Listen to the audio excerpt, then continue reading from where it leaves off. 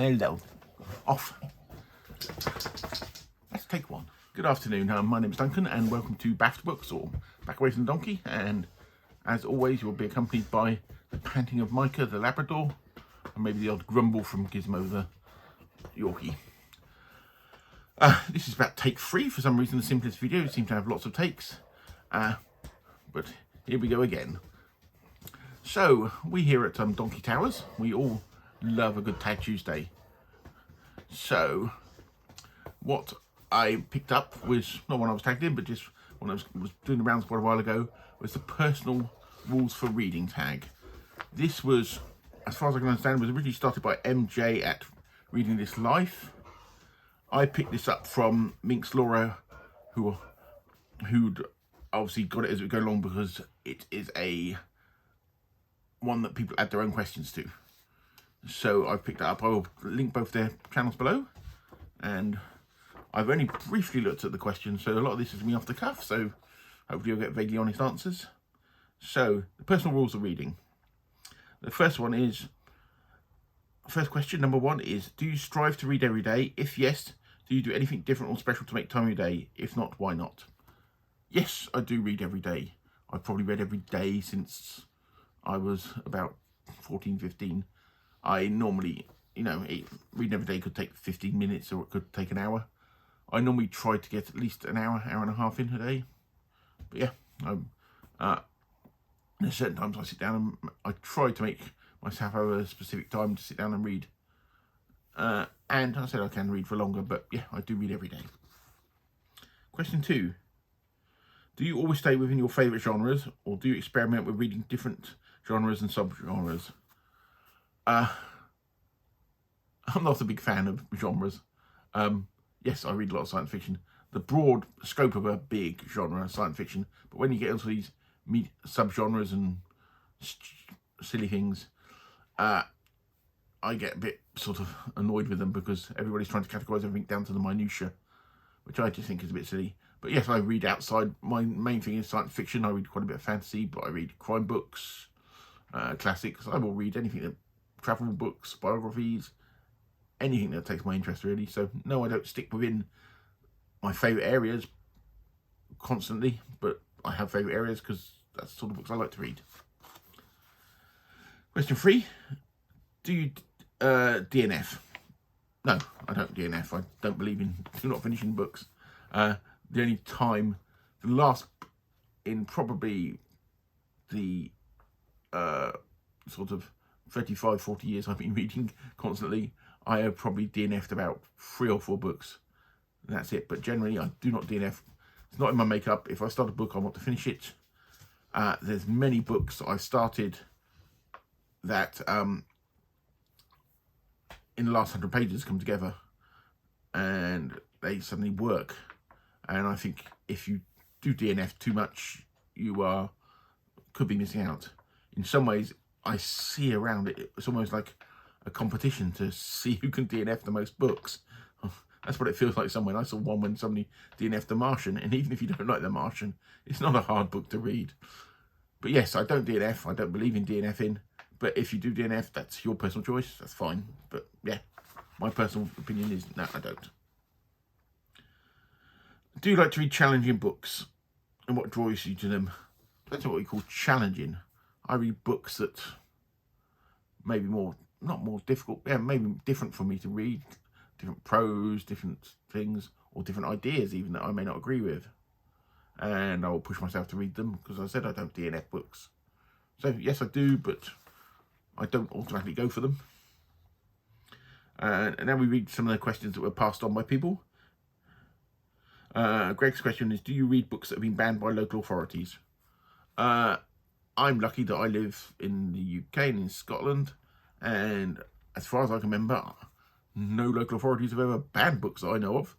The last thing I can think the local authority banned was The Life of Brian, Monty Python's The Life of Brian, that a council in London stopped, and somewhere in Wales as well. And they didn't technically ban it. What they did was refuse to give it a rating, so it couldn't be shown to it couldn't be paid shown in on council land, but you could still see it. So, But if they did ban it, I would probably read banned books. But yeah, generally in this country, we do not have banned books that I know of. And if we do, it's stupid. CriminOlly's question. Do you read books by authors whose views you disagree with? Yes, of course I do. Many science fiction writers I read, their politics move backwards and forwards. Lots of Heinlein's politics. Robert Heinlein, his politics changed throughout his life.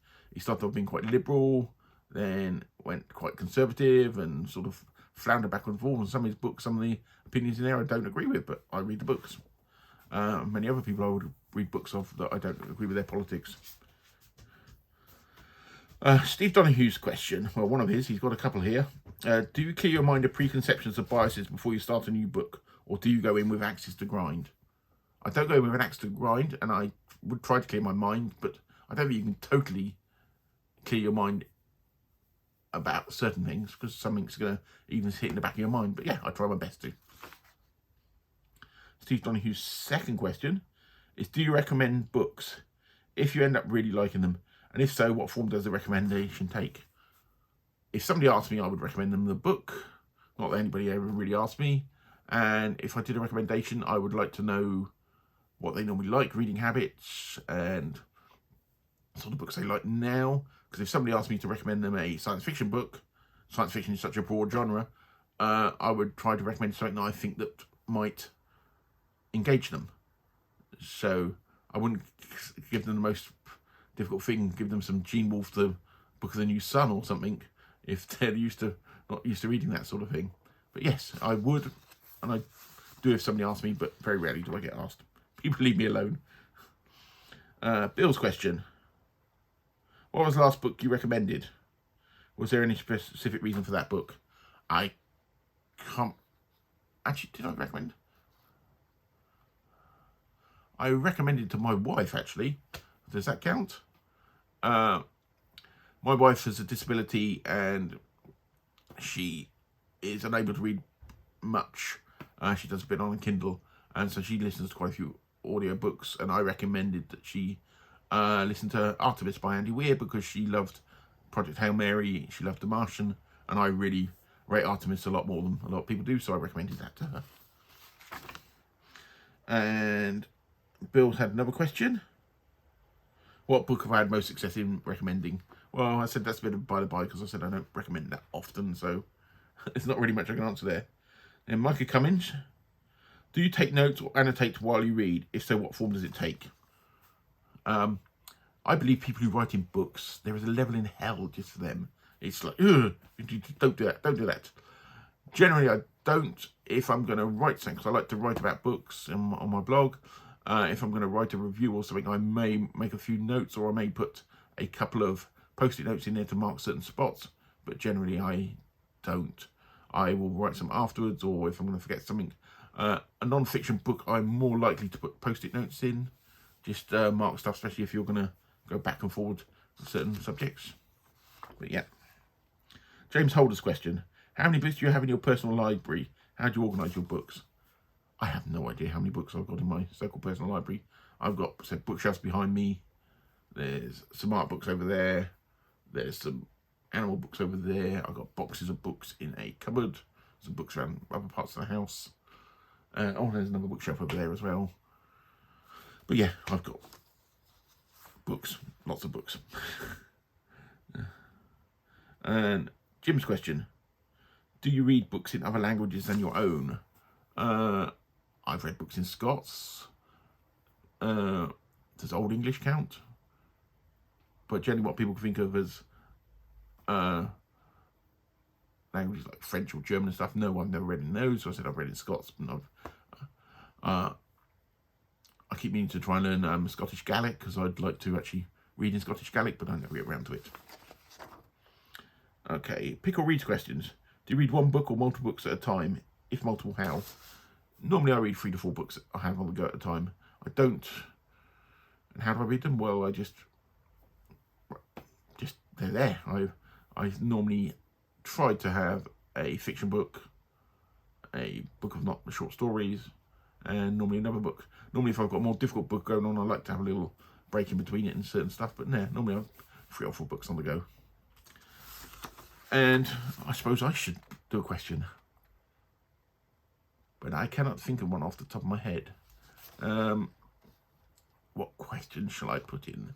Yes, my question will be, and this is a way to show people's ages, what is the oldest book you own that you actually bought it when it was released for the first time?